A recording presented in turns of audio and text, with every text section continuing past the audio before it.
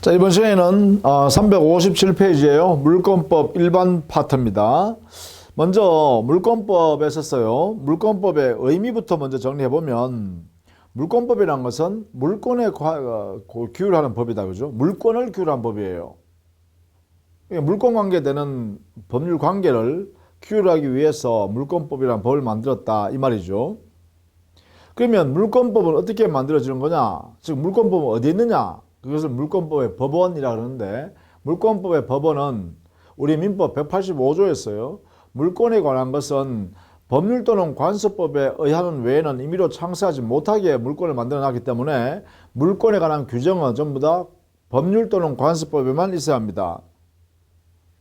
근거가요. 그래서 물권법의 법원은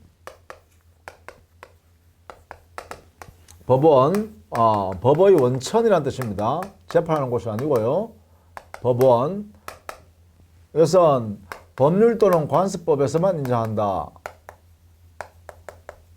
자, 이때요. 여기에 법률이란 것은 형식적 의미의 법률입니다. 형식적 의미의 법률. 자, 형식적 의미의 법률은 다른 말로 하면 뭐냐? 국회에서 만든 재정법. 이것만을 우리는 형식적 의미의 법률이라 해서 법률이라 그래요. 자, 이거 외에는요, 여기 외에는 물권에 관한 내용을 정할 수 없다. 이 말입니다. 자, 이 부분을 꼭 알아두셔야겠고요. 이러한 물권법의 특질은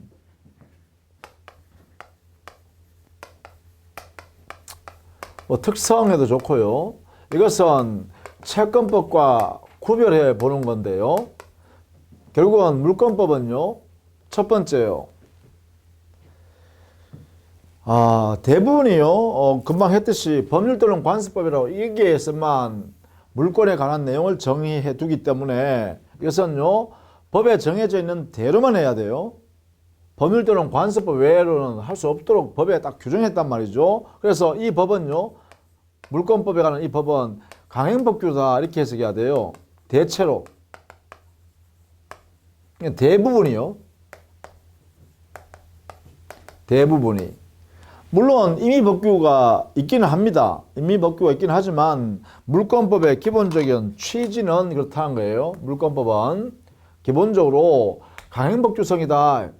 강행법규다. 강행법규. 이렇게 정리해 두셔야 돼요. 강행법규다. 즉 물권법에 규정되어 있는 내용대로만 인정한다. 관습법에 인정되는 내용대로만 인정한다. 당사자가 임의로 마음대로 할 수 없다. 이런 성격이란 거죠. 두 번째요. 물권법에 있는 내용들은 대부분 다요. 그 나라의 고유한 법 제도에 따라서 물건을 규율한다.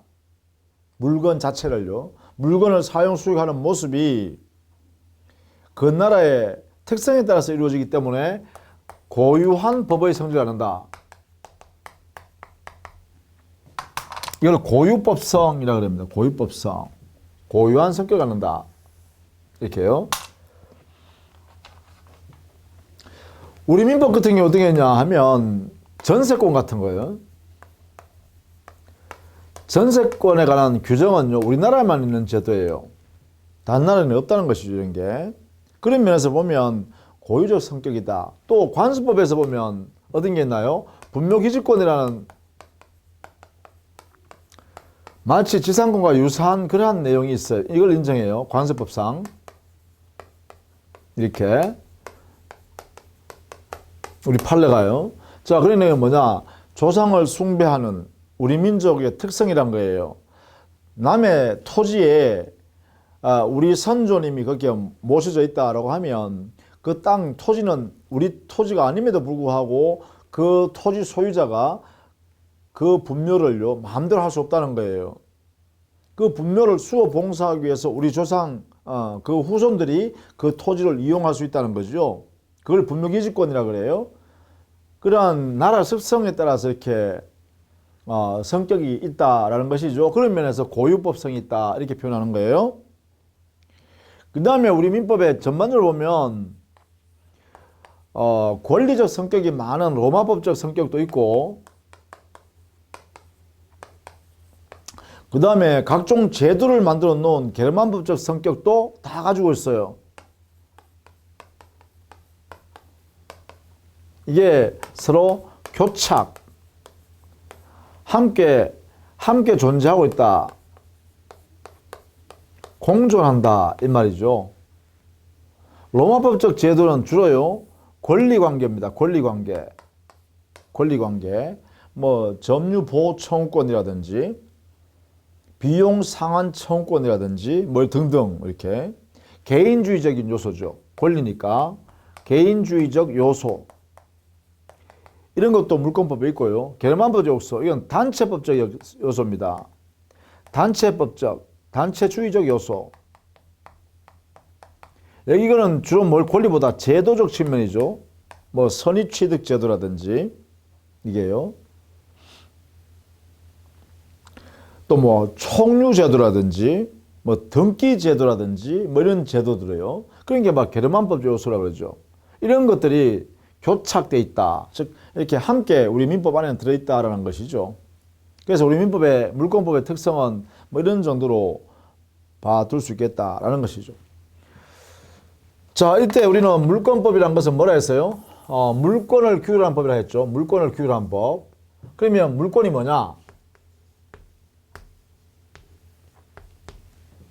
이렇게 물어볼 수 있겠죠. 물권이란 물건을 직접 지배해서 그로부터 이득을 바로 취득할 수 있는 권리를 물권이라 그래요. 물건을 지배하는데 어떻게 지배하냐? 직접 지배해요. 직접 지배해서 지배하니까 뭐예요? 다른 사람의 관여를 부정하는 배타적이죠. 물건을 직접 지배하여 이익을 취득하는 그러한 권리다. 이게 보겠죠. 이게 이제 가장 큰 물권의 특성이에요. 그리고 대상은 물건이란 것이죠.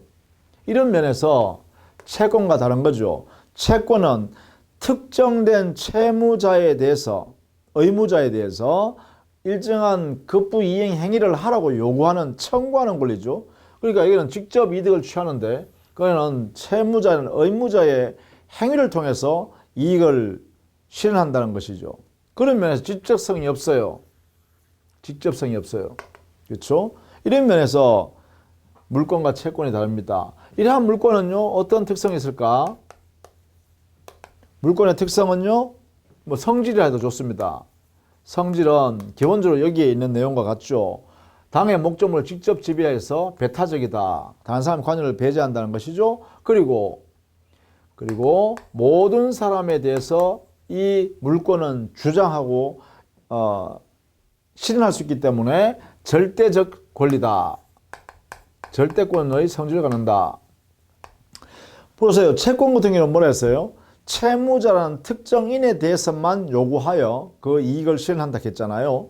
그러나 물권은 그렇지 않아요. 모든 사람에 대해서 야, 내 물건을 직접 지배해서 이득 취하는 걸 절대로 건드리지 마라고 모든 사람한테 주장할 수 있다는 거죠. 이런 면에서 절대적인 권리다. 이게 되겠죠. 자, 이런 성격이 있어요. 자, 직접, 그 다음 지배, 배타성, 그리고 절대적 성격. 이런 것을 다 가지고 있다는 것이죠. 그리고 또 물론 관념적입니다. 소유권이니까 관련, 뭐 물권이니까 관련적이죠. 관념적이다. 머릿속에 있는 거다. 하는 거죠. 자, 이러한 물권은요, 두 번째 주체가 누굴까? 사람이겠죠. 사람. 자, 우리 민법 총칙에서 권리의 주체는 사람이다 했잖아요. 그러니까 물권도 권리니까 당연히 사람이어야 합니다.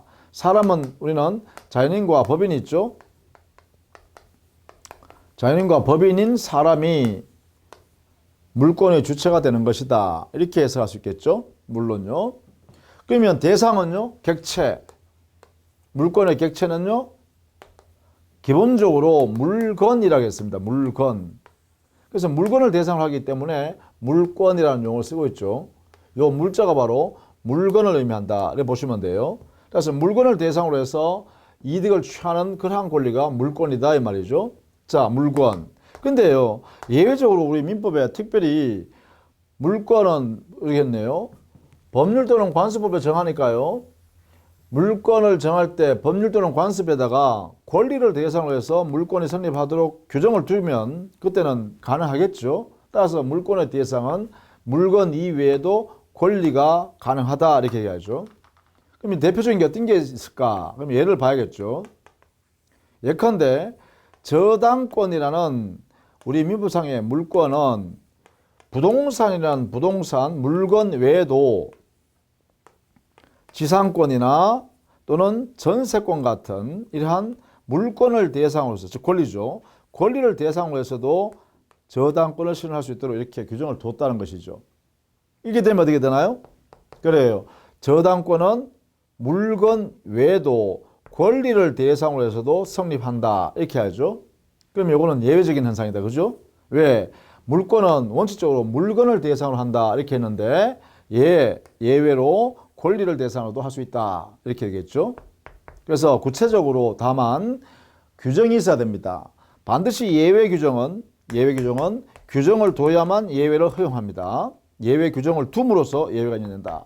이게 뭐예요? 물권의 특성입니다. 물권 법정주의이기 때문에요. 자, 이렇게 되겠죠. 자, 이것이 우리 교재는 360페이지에 있네요. 자, 그러면 여기서 물건을 구체적으로 좀 공부를 해볼까요? 물건. 자, 이것은 이미 우리 민법 총칙에서요. 98조에서부터 물건의 개념을 정리했죠. 98조, 그 다음에 99조 이렇게 정리를 했습니다. 그래서 우리 민법상의 물건, 이것은 유체물도 물건이고요. 물론 무체물도 물건이죠. 자, 이것은 모두 관리 가능해야 한다 했어요.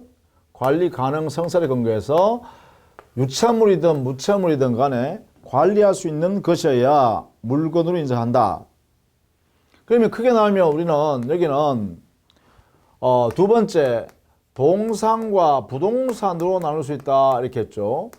그런데 우리 민법은 어떻게 규정했냐면 부동산을 적극적으로 개념을 규정하고 적극적으로 그죠? 즉 물건 중에서 토지 및 그 정착물을 부동산이라 하고 그 외 물건들은 전부 다 동산으로 취급한다 이렇게 해놨다 그죠? 그래서 부동산에 관한 개념은 적극적 개념으로 구성을 하고 그 외의 물건은 동산이다라고 할 때 이러한 개념으로는 소극적 개념을 규정한다 이렇게 했죠. 이렇게 정리하고 있다. 정리하시면 되겠죠. 자, 부동산, 동산이든 간에 이러한 내용의 물건이기 위해서는 반드시요 현재 존재하는 것으로서 특정된 물건으로서 독립한 성질을 가져야 합니다. 이 성질을 모두 갖추었을 때 이러한 내용의 물건을 인정할 수 있다라는 것이죠. 현재 존재하면서 현존, 그렇죠? 특정되어야 하고 독립된 물건이어야 합니다. 여기에서요 우리는 독립된 물건이어야 한다 하는 말을 써요. 이런 말이라고 했죠. 일물 일권주의가 적용된다 말이죠. 즉 독립된 물건으로 구성이 되어야 하나의 물권이 성립한다 이 말이에요. 이게 바로 일물 일권주의라 한다.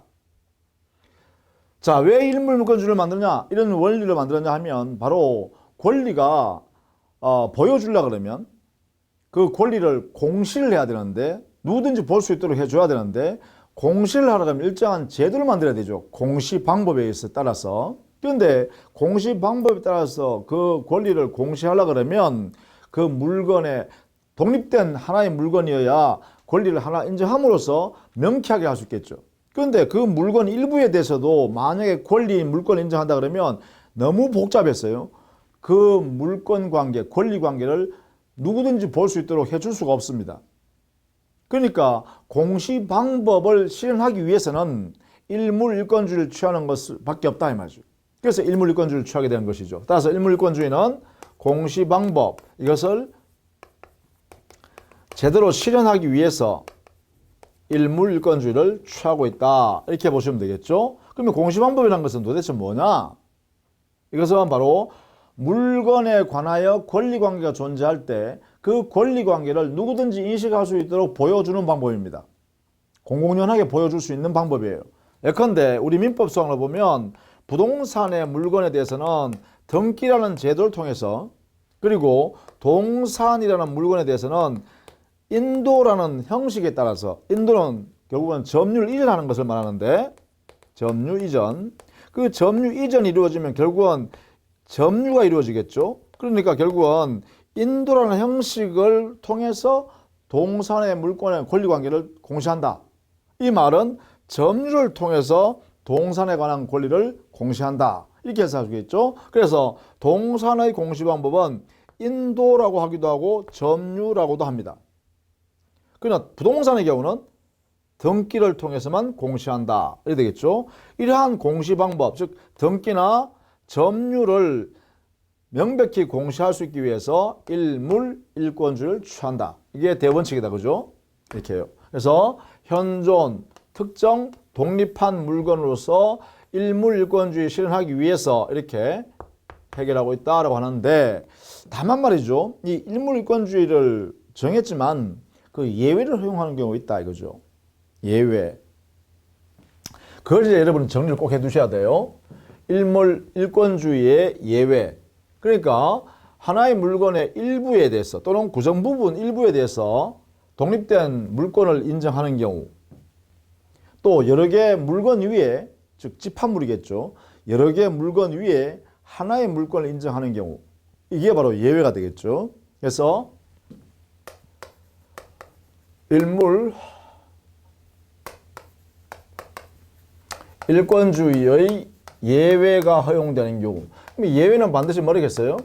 민법에 규정이 있거나 아니면 판례에서 구체적으로 그 예외를 인정하는 경우가 있어야 한다. 이렇게 했죠. 우리 교재 361페이지에 보시면 그런 내용들이 정리되어 있습니다. 자, 예컨대 자, 건물은요, 보통 일동의 건물에서 동을 씁니다. 개수를 해야 할 때 동. 한 개의 물건, 건물 할 때 일동이라 그런다. 그러면 건물은 어떻게 구성되느냐? 건물은요, 기둥이 만들어지고, 그 다음에 기둥과 기둥 사이에 주된 벽이 만들어지고, 그 위에 비와 눈을 막을 수 있는 지붕이 갖추어지면, 이 세 가지 요소를 갖추면 건물이라고 한다. 이게 판례이기도 하고 건축법에 있는 개념이기도 하죠. 판례에서 만들어 놓은 개념입니다. 기둥과 벽과 지붕을 갖추면 건물이라고 하고, 그것을 한 동, 일동이라 한다. 그러면 원래는 일동에 소유권 한계가 있는 것이죠. 이렇게 됩니다. 근데 여기 예외가 있다는 것이죠. 일동의 건물에 대하여 예컨대 우리 법상으로 구분 소유권이라는 제도를 만들어서 하나의 건물 속에 여러 개의 구분 소유권이 있을 수 있다. 예컨대 아파트, 연립주택, 상가 건물이요. 이런 경우가 많을 수 있겠죠. 일동의 아파트에 101호, 102호 주인이 다르죠. 그 주인이 뭐라 그래요? 구분 소유권자라 그럽니다. 법적으로는. 이때 그 각각이 소유권으로서 구분되어 있는 권리로 인정하기 때문에 그렇습니다. 또 예컨대 건물 일동의 일부에 대해서 전세권을 설정할 수 있죠. 전세권 설정. 이것이 우리가 판례에서 보면, 민법 규정에 보면 도면을 첨부해서 건물의 일부에 대해서도 전세권을 설정할 수 있도록 하고 있다라는 면입니다. 이런 면에서 뭐가 있다? 그래요. 일물 일권주의 예외다. 이렇게 해서 할 수 있겠죠. 두 번째, 토지요. 토지는 보통 일필지다 해서 필로 그 개수를 정합니다. 필. 이렇게요. 필로 써요. 그러면 한 필지의 소유권 구분을 그럼 어떻게 하냐? 이거는요, 인위적으로 구획을 합니다. 보통 우리는 지적과라 그러죠. 지적공사가 있습니다. 지적공사에서 나와서 측량을 한 다음에 인위적으로 이렇게 도면에 그림을 그리죠. 그래서 획일적으로 구획을 합니다. 그 구획된 한 부분을 우리는 일필지라고 한계를 한다. 그죠? 이것이 이제 여기에 원래는 소유권 한 개만 있어야 되죠. 이렇게. 당연히. 그죠? 자, 그런데 일필지 일부에 대해서요, 예외적으로 여기에 지상권을 설정한다든가, 일부 부분에서요, 일부, 또는 지역권을 설정한다든가, 또는 전세권을 설정할 수 있도록 허용합니다. 일부에 대해서. 이런 면에서는 우리 민법에 허용되는 이 규정을 뒀기 때문에 역시 마찬가지 도면을 첨부해서 등기를 하게 될 수 있도록 하고 있다는 것이죠. 그런 면에서 바로 일물 일권주의 예외가 된다라는 것이죠. 지상권, 지역권, 전세권 같은 용익물권은 토지 일부에 대해서도 설정할 수 있다. 이런 이야기네요. 용익물권. 그렇죠? 이런 예외가 있을 수 있다라는 것입니다. 또요, 예컨대 토지의 구성 부분으로 되는 수목, 사실은 토지의 구성 부분에 해당됩니다. 수목. 이 수목에는요, 임목에 관한 법률에 의해서 등기를 하면, 임목 등기죠. 임목 등기를 하게 되면 이것은 토지와 분리되어 소유권이 인정됩니다. 어디에요? 요 수목의 집단인 임목 요 부분에 소유권이 인정된다라는 것이죠. 이렇게 독립적으로. 그런 면에서는 결국은 이 임목을 등기를 할 수 있는 임목에 관한 법률은요, 특별법이다. 그죠? 그 특별법의 규정에 의해서 임목 등기를 하게 되면 그 수목의 집단에 대해서 별도의 소유권으로 인정한다. 이거죠. 물론 여기에는요, 소유권 외에도 저당권도 설정할 수 있어요. 저당은 등기하면 되니까. 그런 면에서 보면 수목의 집단인 임목, 이것은요, 별도의 물건이다라는 것이죠. 이렇게 취급할 수 있다. 또 이런 것들 쓸 수 있죠. 토지에 심겨져 있는 과수나무에 아직 따지 않은, 분리하지 않은, 취득하지 않은 열매가 맺혀져 있다, 열려 있다. 이 미분리 과실이라고 그러죠. 자, 미분리 과실에 관해서도요, 토지 수목과 분리해서 별개의 소유권을 인정할 수가 있다는 거죠. 그게 뭘까? 바로 여기는 공시방법인 명인방법을 갖추면 별도로 소유권을 인정한다는 것입니다. 토지 소유권 별개, 나무 소유권 별개, 즉 수목의 소유권 별개, 그리고 미분리 과실, 열매 별도 이렇게 할 수 있다는 거죠. 자, 그렇다면 여기에 수목에 있어서도요, 수목의 집단이나 수목에 대해서도 임목 등기가 아닌 명인 방법을 갖춰버리면 별도의 소유권이 만들어진다. 이것도 알아주셔야겠네. 자, 그렇다면 여기서 질문이 생긴다. 그죠? 도대체 명인 방법이 뭘까? 명인 방법이 뭘까? 자, 명인 방법이란 것은요, 우리 판례가 이거는 관습법상에 의하여 인정되는 공시 방법이다라고 인정하고 있어요. 이렇게 판례가요. 자, 관습법에서 인정되는 공시 방법이다. 그러면 어떤 경우면 명인 방법을 인정할 수 있느냐? 이거는요, 특정되어 있지 않습니다. 다음과 같은 두 가지의 성격을 모두 갖추고 있는 방법이라면 명인 방법으로 인정하겠다는 거예요. 그게 뭐냐면 대상물을 특정하고 특정된 대상물에 대해서 소유자가 누구라는 것을 계속적으로 시간적으로 계속 보여줄 수 있는 상태의 모습이 갖춰져 있으면 그걸 명인 방법이라고 그래요. 그 두 가지 성격을 뭐냐? 하나는 대상의 특정성을 갖출 것, 특정성. 그리고 두 번째는 그 소유관계를 계속적으로 보여줄 수 있는 시간적 계속성을 갖추고 있어야 한다. 이 두 가지를 갖추었다면 그때는 우리는 명인 방법이라고 인정하겠다라는 것이 판례 태도입니다. 그러면 특정성과 계속성에 의해서 명인 방법을 인정하게 된다. 이래야 되겠네요. 그죠? 자, 이 두 가지 갖췄다. 그러면 이때 명인 방법으로 나타낼 수 있는 권리는 어떤 거냐? 여기는요, 소유권밖에 없습니다. 소유권. 대상 목적물에 대해서 소유자가 누구다라는 것만 명인 방법을 통해서 공시할 수 있다. 이런 이야기죠. 소유권. 요게 근거한다. 이렇게요. 자, 이렇게 해서 명인 방법을 갖출 수 있는데 그 대상물은 뭐냐? 그렇죠? 수목도 명인 방법의 대상이 될 수 있고 미분리 과실도 명인 방법의 대상할 수 있다. 이래야 되겠네요. 또 토지의 구성 부분에, 즉 토지에 붙어 있는 물건으로서요, 농작물도 있을 수 있죠. 농작물. 이 농작물도 토지에 부속되어 있는 동안, 즉 토지에 정착되어 있는 동안은 토지의 구성 부분에 불과합니다. 그럼에도 불구하고 여기는 중요해요. 판례가 우리 대법원에서요, 60년대 초반에요. 워낙 우리 국민들이 어렵게 살잖아요. 그러다 보니까 남의 땅이라도 쓰지 않고 있는 남의 땅에다가 불 질러가지고 감자도 심고 말이죠. 옥수수 심고 해서 그걸 가지고 먹고 살았단 말이에요. 그때 만약에 남의 땅에 씨를 뿌려서 키웠다라고 해서 그게 땅 소유자다 해버리면 그 1년 동안 잘 키운 사람은 1년 동안 어떻게 살아요? 문제 생겼잖아요. 그래서 여기에 우리 법원은요, 어떻게 하냐면 토지와 농작물의 소유자를 분리시켜 버리는 거예요. 그래서 농작물에 한해서만은 어떻게 해요? 그래, 씨를 뿌린 사람이 잘 키워서 경작해 놨다면 그 경작한 사람이 소유권 가져가라. 이렇게 하는 거예요. 그래서 이게 농작물은 언제나 경작자가 소유권을 가져가야겠다. 이것은 뭐예요?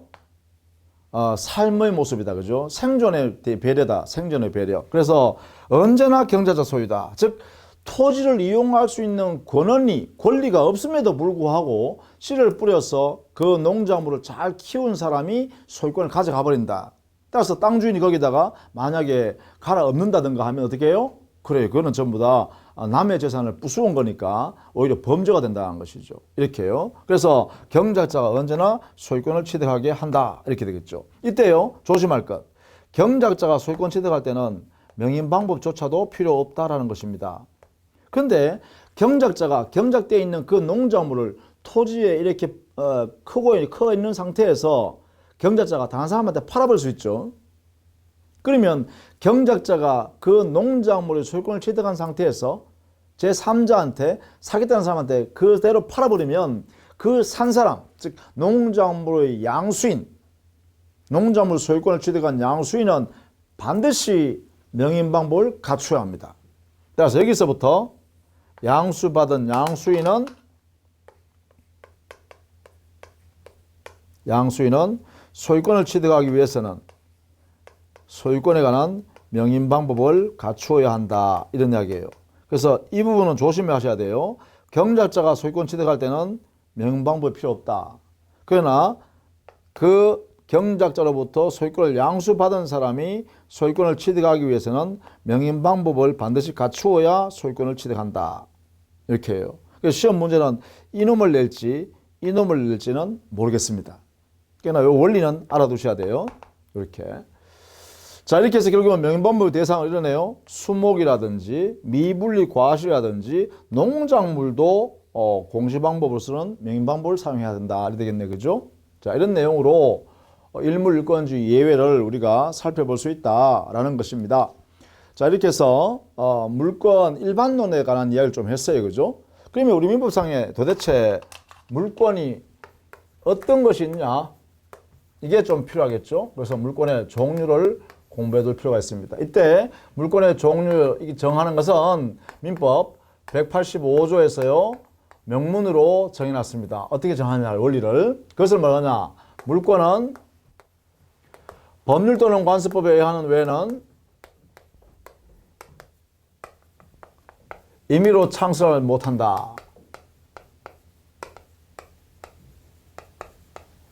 이렇게 선언해놨어요. 185조 이 의미를 반드시 알아두셔야 합니다. 물권의 종류는 법률 또는 관습법에 의하는 외에는 임의로 창설하지 못한다. 그래서 법률과 관습법에서만 물권을 정하는 것이지 그 외에는 정할 수 없다. 그러면 결국은 어떻게 되냐? 이 내용은요. 물권의 종류와 그 종류의 내용, 물권의 내용이죠. 이 내용은 강제된다 이 말입니다. 강제된다. 강제되기 때문에 당사자가 임의로 약정을 통해서 결정을 하면, 정하면 이것은 전부 다 무효다 이 말이죠. 무효다. 이런 내용을 여기에 두고 있다라는 것입니다. 무효다. 그래서 우리 법상에 185조의 물권 법정주의, 이게 바로 물권 법정주의를 선언한 것이고, 왜 그러냐면 바로 이 법이 바로 법률 또는 관습법에서 정하도록 되기 때문에 그렇다는 것이죠. 이렇게요. 그래서 우리는 종류가 강제되고 내용이 강제되는 내용이 바로 물권 법정주의 의미다. 이렇게 정리되겠네요. 이걸 위반하면 어떻게 된다? 효력이 무효다. 이걸 위반한 내용이면 무효가 된다 되겠죠. 그래서 여러분 교재는요 365페이지예요. 거기에 3번 185조의 내용 즉 해석을 해보면 여기서 법률 또는 관습법에서 법률이라는 것은 형식적 의미의 법률 즉 국회에서 만든 제정법만을 말합니다. 즉 대통령령이나 총리령이나 또는 대법원 규칙에서는 이러한 물권의 종류와 내용을 정할 수 없다 이런 뜻이죠. 그 다음 관습법이란 것은 관행이 반복적으로 이루어지는 그 관행이 일반 보통 사람들의 법적 확신을 취득했을 때 관습법으로 바뀌죠. 그 관습법 안에 물권이 존재할 수 있다라는 것이에요. 그 다음에 임의로 창수하지 못한다라는 것은 당사자가 법률 또는 관습법 이외의 모습으로 종류를 정할 수도 없고 내용을 마음대로 변경하거나 추가할 수도 없다. 그래서 만약에 당사자가 물권의 종류를 만든다든가 약정에서 만든다든가 또는 약정으로 그 내용을 변경하거나 추가하는 내용을 담으면 그것은 효력을 인정할 수 없다라는 것입니다. 무효가 된다는 것이죠. 그래서 363페이지에요. 4번 제일 위에 있죠. 185조 위반의 효력 즉 법률 또는 관습법 이외에 당사자 약정으로 물권의 종류나 물권의 내용을 정한다는 것은 효력을 인정받을 수 없다, 즉 무효다라는 뜻이다. 이렇게 정리하시면 되겠죠. 그러면 구체적으로 우리 민법상에 법률에 있는 물권의 종류, 그 중에 법률 중에는 이렇게 되겠죠. 민법에 있는 법률과 기타 특별법에 있는 법률이 있겠죠. 그러면 특별법에 있는 법률은 생략하고요. 우리 시험에 나오는 민법에 있는 법률에 있는 물권 종류만 좀 살펴본다면 민법상의 물권의 종류는 점유권 그리고 소유권 이 소유권에서 삐져져 나와 있는 물권으로서 지상권, 지역권 그리고 전세권 그리고 유치권, 질권, 저당권 해서 이렇게 총 8개의 물권이 인정됩니다. 여기서요. 이 지상권, 지역권, 전세권, 유치권, 질권, 저당권이란 것은 이 소유권에서 삐져져 나와서 물권으로 존재하기 때문에 그 성격은 바로 소유권을 제한하는 물권이란 거예요. 소유권에서 사용 수익할 수 있는 물권을 끄집어내서 부동산 소유자가 이렇게 빼내가지고 줘버리면 그 취득한 사람이 물권이라는 취득했는데 이 물권 이름이 지상권, 지역권, 전세권이란 거예요. 그러면 지상권, 지역권, 전세권을 가져가 있는 사람은 뭐예요? 이 소유권 안에 있는 사용 수익권을 가져가 버렸으니까 이 소유자는 당의 목적물을 사용 수익할 권리가 없어져 버리죠. 그러니까 결국은 뭐냐? 여기엔 지상권, 지역권, 전세권이 소유권의 대상 목적물을 지배하기 때문에 소유권을 제한받는다 이 말이에요. 또 소유권자가 사용 수익 처분 외에 당의 물건을 바꾸면 돈으로 바꾸면 교환할 수 있는 가치가 있을 거 아니에요. 그 가치를 다른 사람한테 돈을 빌리면서 그 가치 일부를 떼가지고 그 사람한테 맡겨놨단 말이야. 그러면 그 사람은 그것을 담보물권의 형태로 유치권, 질권, 저당권은 담보물권을 취득해야 되고 그만큼을 가지고 있는 만큼은 바로 소유권 안에서 그 교환 가치를 빼내가지고 가지고 있기 때문에 그만큼 제한받겠죠, 소유권이. 그래서 여기에 있는 지상권, 지역권, 전세권, 유치질권, 저당권이라는 6가지는 소유권을 제한하는 물권이다 해서 제한물권이라고 그래요. 그 내용을 살펴보면 소유권에서 사용수익 처분권을 가지고 있는 상태, 즉 사용수익권만 가지고 있는 것을 우리는 지상권, 지역권, 전세권이라는 사용, 수익할 수 있는 내용을 갖는 물권이다 이렇게 되겠죠. 그래서 용의물권이라고 하는 거예요. 이에 반해서 유치권, 질권, 저당권은 자기의 채권, 돈 빌려준 채권을 안전하기 위해서 소유권자가 가지고 있는 교환가치, 돈으로 바꿀 수 있는 가치를 미리 그만큼 떼가지고 있기 때문에 안전장치를 갖고 있는 거죠. 안전장치로. 물건을 지배하면서 안전장치를 갖고 있다. 그래서 채권의 안전장치를 우리는 담보라 그래요. 그 담보의 내용이 물건을 지배하는 내용으로 가지고 있다 해서 담보물권이라고 그래요. 그러면 결국은 제한물권 속에는 용의물권과 담보물권이라는 두 가지 형태의 물권이 존재한다라는 것이죠. 그래서 우리 민법에는 이렇게 8가지의 물권 관계를 점유권과 소유권은 분리되고요. 아예 점유권은 나중에 분리하겠습니다. 뭐냐면 이거는 물건을 사실상 지배하면 되니까 사실적 내용의 물권입니다. 그러나 여기 있는 소유권부터 지상권, 지역, 전세, 유치질권, 저당권 7개는 전부 다 당의 목적물을 지배할 수 있는 권한이 되는 그러한 권리들이에요. 그래서 이걸 우리는 본권이라고 하죠. 그래서 이게 소유권, 지상권, 지역권, 전세권, 유치권, 질권, 저당권이라는 요 7가지 종류는 전부 다 본권의 성질이다. 그 본권 중에 대표가 누구냐? 바로 소유권입니다. 소유권이 모든 권능을 다 가지고 있다는 거죠.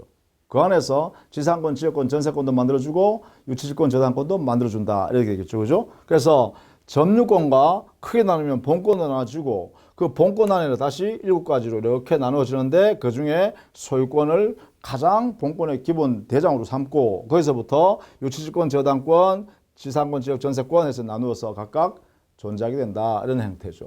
그래서 민법의 이 형태를 잘 이해해 두시면 나중에요. 이 물권의 내용을 이해하시기가 훨씬 더 쉽다라는 것이죠. 그죠? 자, 이렇게 해주시면 되겠죠? 자, 그 다음에 두 번째는 관습법에 의해서 인정되는 물권도 있어요. 그러나 관습법은 최종적으로 법원의 판단에 의해서 관습법상의 물권인지 아닌지가 판단되겠죠. 여기에는 기본적으로 우리 판례가 인정한 물권 정도는 여러분 암기해 두시는 게 좋겠네요. 이 부분은 그죠? 첫 번째, 분묘기지권입니다. 대표적인 게. 분묘기가 존재하는 토지를 지배할 수 있는 물권요. 이게 분묘기지권이라 그래요. 타인의 토지임에도 불구하고 그 분묘를 수호 봉사하는 범위 안에서는 그 토지를 이용할 수 있는 물권. 이게 분묘기지권입니다. 두 번째, 관습법에서 인정되는 법정지상권이라는 것을 우리 판례가 인정하고 있습니다. 지상권은 지상권인데 법에 정해져 있는 지상권이라 하면서 그 법이 뭐냐? 관습법에서 인정되는 법정지상권이다. 그 다음에 세 번째요. 동산에 관한 양도담보권입니다. 부동산에 관한 양도담보권은 가등기 담보 등에 관한 법률이나 법 규정에 의해서 아예 규율의 대상으로 삼고 있기 때문에 부동산의 양도담보권은 특별법상의 물권입니다. 그러나 동산에 관한 양도담보권은 우리 민법상의 규정이 없고 우리 판례가 관습법상 있는 데는 물권이다 이렇게 해석하고 있죠. 그래서 물권으로 따진다면 분묘기지권, 관습법상의 법정지상권, 동산의 양도담보 물권 이렇게 한 3가지 정도를 들 수 있겠다라는 것입니다. 그 외에요, 뭐 온천권이라든지 또 공원 이용권이라든지 또 도로 사용권이라든지 뭐 이런 것들은 독립된 물권으로 관습법상 인정되는 물권이라 할 수 없다라는 것이 판례예요. 판례가 부정하고 있다는 걸 알아두셔야겠어요. 그죠? 뭐 사실상 소유권도 이런 것도 없습니다. 사실상 소유권 이것도 인정될 수 없는 성격이다. 이렇게 하고 있죠. 우리 민법상에. 그죠? 그래서 우리 이런 내용으로 정리를 해서 암기를 해 두시는 경우는 좋겠다라고 생각됩니다. 그래서 여러분 교재 363페이지에 보시면 민법상의 물권의 분류 그 표를 만들어 놨으니까 한번 참고해 두시고요. 그 다음에 364페이지에 가면 관습법상의 물권이 있습니다. 거기에 있는 것은 여러분이 좀 암기를 해 두시자 이런 이야기입니다. 자, 다음 시간에는 일반적으로 물권을 취득했을 때 어떠한 일반적 효력이 발생하는가 물권 안에서요. 그것을 살펴보도록 하겠습니다. 자, 수고 많으셨습니다.